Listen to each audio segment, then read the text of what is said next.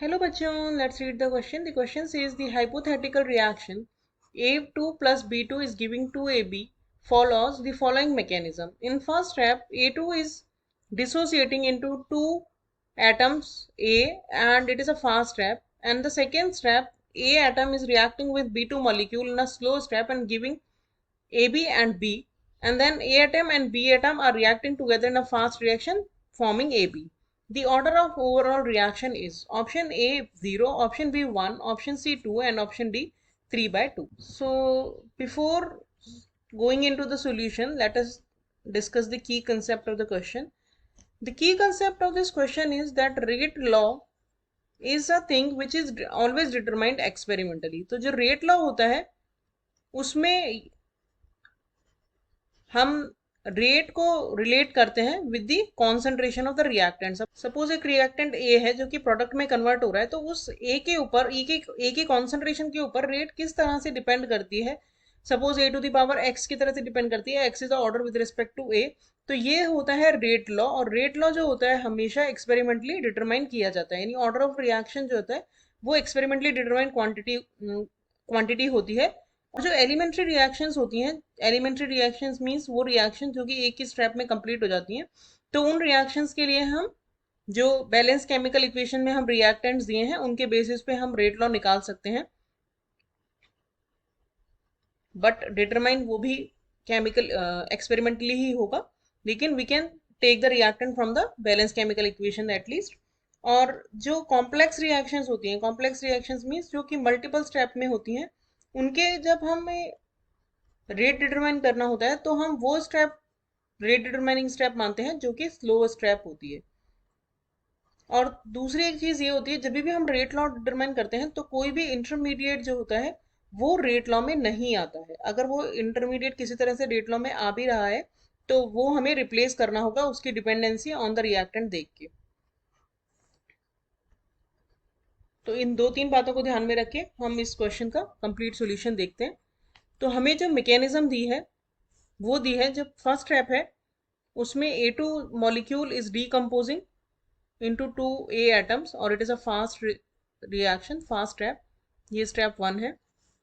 step 2 में A is reacting with B2 molecule और ये दे रहा है AB plus B atom, और ये second step है, ये slow step है। और third step जो हमें दी है वो उसमें B is reacting with A atom और ये दूसरा molecule of AB दे रहा है, तो ये third step है and this is also a fast step। तो ओवरऑल अगर हम इसमें देखेंगे इसको ऐड करके तो हमें हमारी जो रिएक्शन है वही मिल जाएगी A2 प्लस B2, क्योंकि ये B कैंसिल हो जाएगा और इस तरह से दोनों AB यहाँ से कैंसिल हो जाएंगे and we will get 2AB।